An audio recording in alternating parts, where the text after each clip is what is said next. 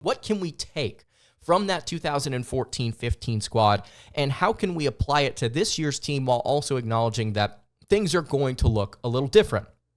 Well, I think that we need to first acknowledge that what happened in 2014 and 15 in terms of talent cannot be duplicated.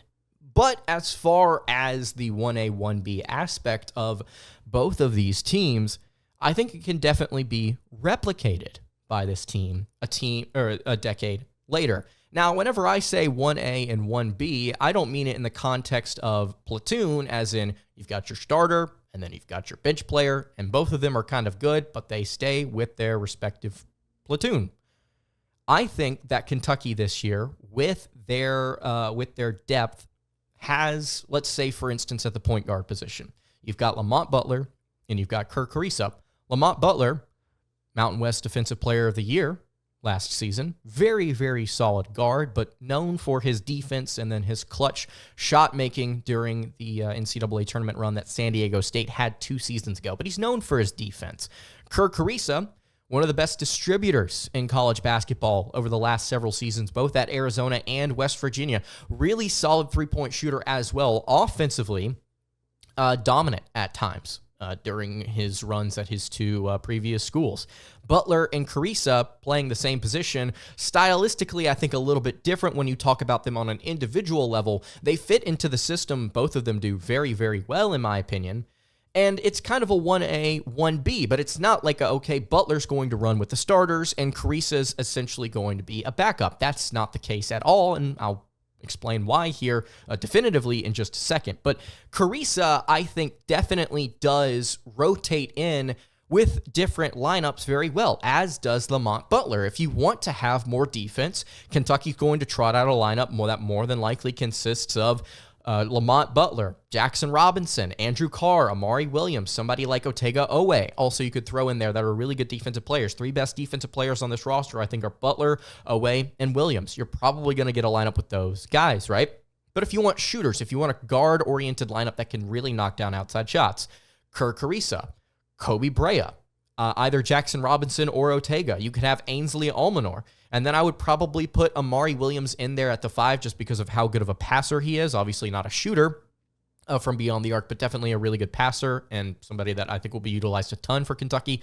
Or you could put Andrew Carr at the 5 if you wanted to and have 5 different guys out there that could really knock down shots from beyond the arc. There are so many different ways that I think you can mix and match these guys where you look at the guy that's going to start, like Butler, and say, okay, he's really, really good in all these different areas. But you look at the bench player, and you don't really see a drop-off. You just see a different type of player that fits the mold of what Kentucky wants to do really well this upcoming season, if you understand what I'm saying. Let's take it here to the small forward position. Jaxson Robinson, probably going to start for Kentucky this upcoming season. I know he came off the bench for BYU last year, but he's probably going to start for UK. Otega Oweh is a very, very solid player, really good at Oklahoma a season ago, and we're going to talk about him a little bit more to wrap up the show. But Oweh, I think you could definitely say, is a better defender. Statistically, he's a more efficient shooter, and he does some different things that Jaxson Robinson doesn't. But what Jaxson Robinson brings to the table is the ability to create off the dribble, is the ability to hit some mid-range shots, is also the ability to kind of play a more impactful role at times offensively because of just how much time he spent with Mark Pope. So I think there's a give and a take here for every single position. And if you wanted to swap guys out, I think you really could do so comfortably and essentially say, hey, we are operating with a 10-man rotation that's extremely deep, and there is a level of talent that we've kind of all hit. There's definitely a high floor with these guys. Not necessarily a high ceiling with any of them. Obviously, we've talked about Jaxson Robinson essentially being the only star, quote unquote, on this team, but you've got a high floor to work with, is all I'm saying here. So I don't think Kentucky should limit themselves, but I do think the concept of having so many good players that kind of fit a mold here, like we had in 2014-15, I think that does ring true with this year's roster. Now, to just give you an idea of kind of what we're thinking as far as starting lineup and bench, so to speak, goes, we've got here a pretty good idea because of the fact that Lamont Butler has come out and said, hey, I'm pretty sure I'm going to be the starting point guard this year. So it would be more than likely if just humor me for a second. Lamont Butler, Kobe Brea, Jaxson Robinson, Andrew Carr, and Amari Williams, right? And then the bench would be Kerr Kriisa, Colin Chandler, Otega Oweh, Ainsley Almanor, Brandon Garrison. Chandler, I think, is interchangeable with both Travis Perry or Trent Noah. And if you're talking about Kentucky forcing themselves into a platoon, I think Kentucky would be more balanced if they put Oweh at the 3 and they had Robinson coming off the bench. But that's just me. Kentucky's not going to do that, though. But you see this starting lineup and you see these backups. Kerr Kriisa, Lamont Butler, really good. Kobe Brea and Colin Chandler. I think Colin Chandler's very underrated heading into this season. I think him and Brea are going to be very good for the Cats at that 2-guard spot. Oweh and Robinson, we just talked about them. Ainsley Almanor and Andrew Carr. Both do very, very solid things. Almanor, I think, is also an underrated shooter. I want to say here, heading into this year, I think he's going to be a very fun piece coming off the bench. Garrison, talked a ton about his upside. I love the fact that Garrison is on this roster. I think he's going to be really good for Kentucky for seasons to come. And then Amari Williams, 3-time conference DPOI. He's probably going to be a first or second team all-defense guy for the SEC this upcoming season. There's a lot of different things to like about this team just because of how good different guys are at different things, and it all blends together so well. This team could run the platoon because of the balanced depth they have at each position, but at the end of the day, they shouldn't because of how interchangeable all the pieces are, and you can get different types of lineups that are really good at different things when you want to try different stuff out or have to in the flow of a game.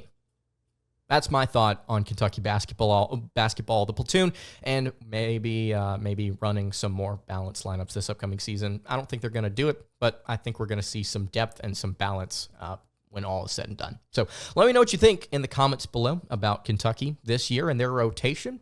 I want to talk here about one specific player to wrap up the show who I think, alongside a number of players on this roster, should be getting more love, more attention, and may end up being a more important piece than we realize here at the beginning of July. Before we get into that, I just want to remind you guys, hey, if you have not checked out the Locked On Kentucky Discord, it's a really fun place to come and hang out. It's free. It's just for anybody that wants to talk about Kentucky basketball, Kentucky football, baseball. SEC Media Days is coming up here soon. We're going to get to talk a lot about what Mark Stoops and company are going to do this upcoming season with Brock Vandegrift at the helm. It's going to be super fun to have you guys all in there. So if you want to check it out, at @LanceDahl_, you can see the Twitter handle here on YouTube if you're watching there, but at @LanceDahl_ on Twitter/X. If you want to go check out my account, pinned at the top of my account is a link to join the Discord. Again, it's free, just a place for all of us to chat about all things Kentucky athletics.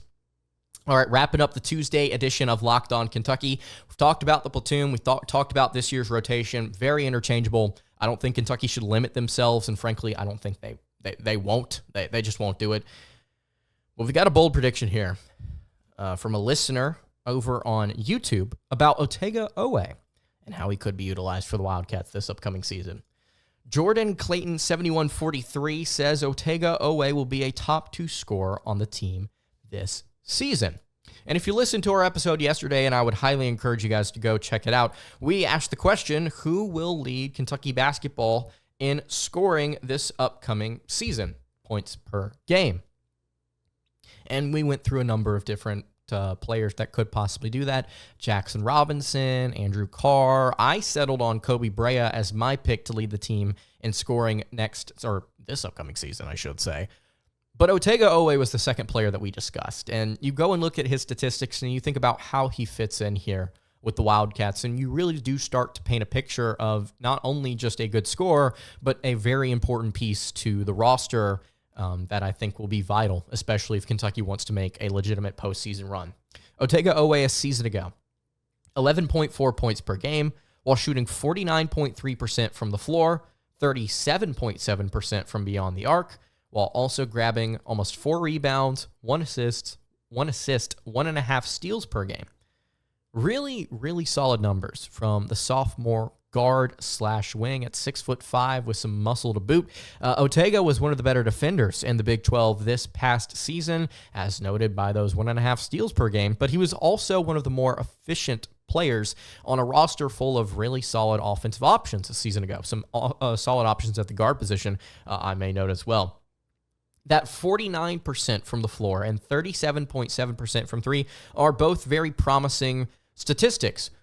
I think the big thing to note here about Oweh is that he doesn't take a ton of threes. He only averaged 1.7 last season, but I think he's going to continue to grow with confidence, especially underneath a new system in Mark Pope, where players are going to be asked to take a ton of threes. I think Otega will factor into this offense, not just obviously making shots at the rim, but he's also going to shoot the three a little bit more. And if he's able to maintain a 35 to 38% clip, he's going to be right up here at the top of the list when it comes to scores for the Wildcats this season. And I think it's going to be really important that if Oweh is not like a top three option this year, he is at least encouraged in a variety of games this season to explore being a more dominant ball handler and explore being a more dominant shooter in terms of just possessions used and different things like that.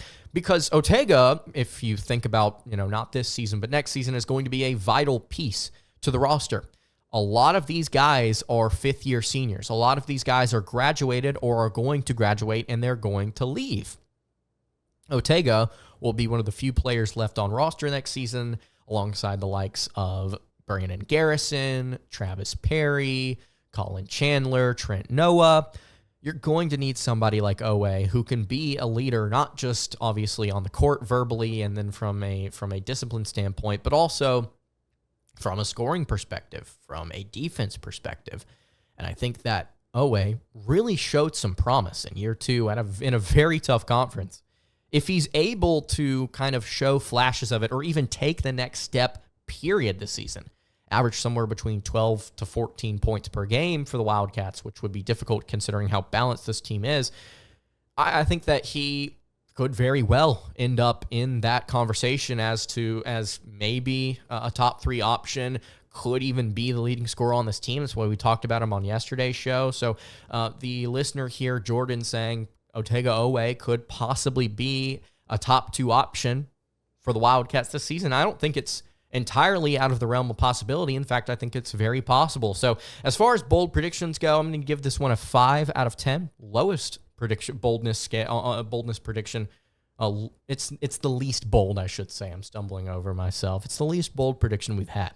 But I still really do like this because I think that Otega will bring a lot more to the plate. And if he also adds, second leading scorer on the team on solid efficiency on a team full of players that will all average somewhere near double digits or at least contribute efficiency-wise to that, I think Otega would put himself in a really solid spot to be somebody that the Kentucky fan base really, really loves and will love for the next couple of seasons. So let me know what you think in the YouTube comments below about Otega Oweh. And I want to wrap up the show here, just making a note to kind of bring this back to Oweh and the rotation and how Kentucky's going to utilize stuff. So Kentucky put out a practice video earlier today, just showing highlights from the different scrimmages and stuff that they're doing. And they had obviously blue and white jerseys, 1 and 2 rotations for the team. And here's what we saw in that video. The team in blue, which I would assume to be the starters, at least in this scrimmage, were Kerr Kriisa, Kobe Brea, Jaxson Robinson, Andrew Carr, and Amari Williams. Obviously, we've talked about Butler being the starting point guard, so I think Kentucky's just using them interchangeably at that spot. The white team was Lamont Butler, Travis Perry, Otega Oweh, Ainsley Almanor, and Brandon Garrison. That's who they showed in the highlights. That starting five, from Kriisa to Carr, that's tough to stop. I'll say that. That's very tough to stop if you want to spread it out and shoot threes. And also you have a 6'11", 250-pound big man in the middle waiting to either be on the receiving end of a pass on a cut for a dunk, or he's going to be the one giving the ball out for a kick-out three. That's a tough starting five to deal with. And then you've got Lamont Butler, Travis Perry, Otega Oweh, Ainsley Almanor, and Brandon Garrison. You've got 3 really good shooters in the middle of that lineup. You've got a blossoming center in Brandon Garrison. You've got 2 really good defenders in Butler and Oweh. This is a fun team, man. This is a fun team to look at as far as balance. If you swap Brea swapped to a white jersey at the end, and then Chandler was blue coming off the bench. Colin Chandler, that was, as was Noah. But I think that you're starting to see a clear picture of how Kentucky wants to utilize players at each position. It's not going to be a question of, does DJ Wagner start at point guard or does Rob Dillingham like we had last season, not just at the beginning of the season, but throughout the entire year of, okay, why aren't certain guys playing at these positions and why are guys playing at these positions, period, when they're extremely ineffective at one, but they're good at the other. All of that to say, Kentucky's laid out a clear path for themselves as far as how they want to manage themselves. And seeing stuff like this with the practice video, I think, is encouraging. It's also exciting because of just how good these guys are at scoring and playing a little bit of defense as well. So let me know what you think in the comments below about the rotation, about Otega, about the platoon, all of that good stuff.